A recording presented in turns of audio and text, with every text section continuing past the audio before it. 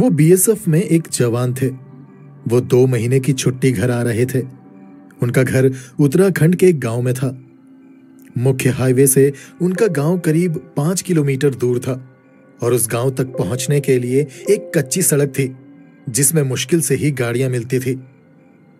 जब मामा जी अपने गांव जाने वाली सड़क में पहुंचे तब तक रात हो चुकी थी। उनके पास एक लोहे का ट्रंक था और एक छोटा सा पिट्ठू बैग। उनको अपने घर तो जाना ही था और उस वक्त पैसेंजर गाड़ी का इंतजार करना भी बेवकूफी थी। इसलिए उन्होंने अपना सामान उठाया और पैदल ही गांव की तरफ चलने लगे। मामा जी को अंधेरे से हमेशा ही डर लगता था, मगर उस वक्त मजबूरी थी कि उन्हें उस सुनसान रास्ते में अकेले चलना पड़ रहा था। रास्ता घुमावदार था मगर आसान था, लेकिन लंबा था। रास्ते के दोनों तरफ खेत थे। एक तरफ एक नदी भी थी और नदी की दूसरी तरफ एक घना जंगल था। पूरे 5 किलोमीटर के रास्ते में ना कोई घर था, ना दुकान, ना ही कोई गांव। आसमान में चांद खिला हुआ था और ठीक ठाक रोशनी हो रही थी, जिसमें चलने में तो कोई परेशानी नहीं हो रही थी। मगर फिर भी मामा जी के पास एक टॉर्च था जिसे वो कभी कभी मोड़ों में इस्तेमाल कर रहे थे, जहां पर झाड़ियां या पेड़ों की वजह से अंधेरा हो रहा था। ऐसे ही चलते चलते मामा जी एक मोड़ में पहुंचे और मोड़ के पास उन्हें कुछ दिखाई दिया। एक काली सी परछाई थी। ऐसा लग रहा था जैसे कोई बड़ा सा आदमी बैठा हुआ है। उस वक्त मामा जी ने टॉर्च नहीं जलाई थी। उस काली परछाई को देखकर मामा जी चलते चलते रुक गए और वो काली परछाई उठकर खड़ी हो गई। मामा जी ने आवाज दी, कौन हो भाई? और इतना कहकर उन्होंने टॉर्च जलाकर उसकी ओर रोशनी डाली। मगर रोशनी पड़ते ही मामा जी ने देखा जो अब तक एक आदमी की परछाई लग रही थी, वो असल में एक भैंस थी। एक मोटी तगड़ी भैंस। मामा जी को देखकर वो भैंस रास्ते से किनारे हट गई। मामा जी ने अपना ट्रंक उठाया और फिर से अपने रास्ते चलने लगे। मामा जी अभी कुछ ही कदम चले थे कि तभी मामा जी ने पीछे देखा। वो भैंस मामा जी के पीछे पीछे आ रही थी। मामा जी ने सोचा कि कोई बात नहीं, इस सुनसान अंधेरे रास्ते में कम से कम कोई तो है उनका साथ देने के लिए। मामा जी अपने रास्ते चलते रहे और वो भैंस उनके पीछे पीछे चलती रही। चलते चलते एक जगह में मामा जी थक कर रुक गए, क्योंकि उनका लोहे का ट्रंक बहुत भारी था। मामा जी ने देखा उनके रुकते ही वो भैंस भी अपनी जगह में खड़ी हो गई। मामा जी ने उससे कहा, अरे तू क्यों रुक गई? जा तू अपने रास्ते चली जा, या फिर तुझे डर लग रहा है अकेले जाने में? वो भैंस खड़ी दुम हिलाती रही। मामा जी उससे बोले, ठीक है फिर रुक जा, मेरे साथ ही चलना।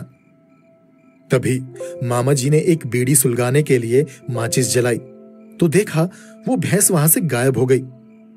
मामा ने आसपास देखा मगर वो भैंस कहीं नहीं थी। मामा जी ने सोचा, लगता है चली गई।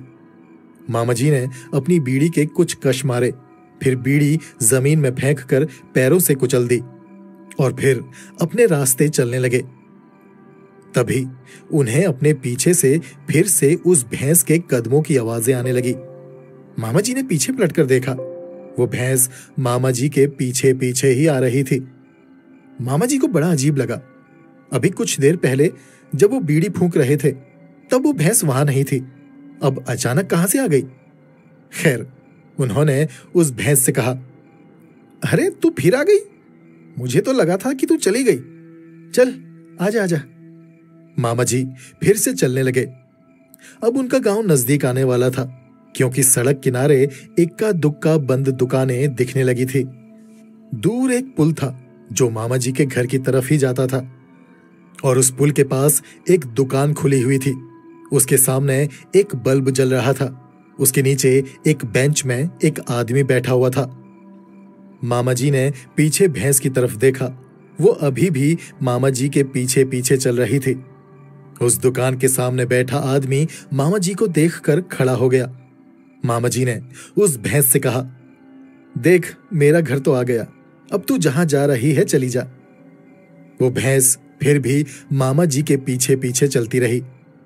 मामा जी उस दुकान के पास पहुंचे तो देखा जो आदमी वहां पर था वो उनके छोटे भाई थे, मेरे छोटे मामा जी। छोटे मामा जी ने बड़े मामा जी के पैर छुए और आश्चर्य से कहा, अरे दादी, तूने तो बताया ही नहीं कि तू आने वाला है। मामा जी बोले, अरे मैंने चिट्ठी भेजी तो थी।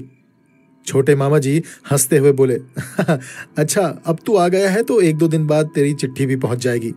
दोनों हंसने लगे। छोटे मामा जी ने बड़े मामा जी के हाथ से ट्रंक लिया और दोनों पुल को पार करके घर की तरफ जाने लगे। तब छोटे मामा ने कहा, तू इतनी अंधेरे में अकेले कैसे आ गया? तुझे तो बचपन में अंधेरे से बहुत डर लगता था। बड़े मामा जी बोले, यार डर तो अभी भी लगता है, वरना मुझे रास्ते में एक हट्टी कट्टी भैंस मिल गई थी और शायद उस भैंस को भी अंधेरे से डर लगता होगा क्योंकि वो मेरे साथ साथ ही चल रही थी। मैं उसी के सहारे यहां तक आया। मुझे भी साथ मिल गया था, इसलिए मैं आराम से आ गया।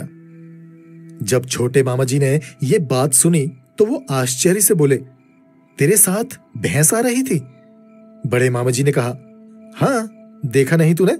दुकान के पास तक तो आई थी वो भैंस। फिर मैं तुझसे बातों में लग गया और फिर न जाने वो कहां चली गई। छोटे मामा जी ने बड़े मामा जी से कहा, दादी, तेरे साथ कोई भैंस नहीं थी, तू अकेला आ रहा था। मैंने तुझे बहुत दूर से देख लिया था। मुझे लगा कोई आदमी आ रहा होगा, मगर मुझे नहीं पता था कि तू है। पर तू अकेला था, तेरे साथ कोई भैंस नहीं थी। मामा जी बोले, क्या बात कर रहा है यार? वो भैंस बिल्कुल मेरे साथ साथ चल रही थी। तब छोटे मामा जी कुछ देर चुप हो गए और फिर बोले, तू अंधेरे से डरता है ना? ये सबको मालूम है। इसलिए उस अंधेरे सुनसान रास्ते में तेरा साथ देने के लिए हमारे कोई पितृ वहां आए होंगे उस भैंस के रूप में। तब बड़े मामा जी ने भी सोचा कि शायद ये सच है, क्योंकि जब उन्होंने बीड़ी सुलगाने के लिए आग जलाई थी तब वो भैंस वहां से गायब हो गई थी।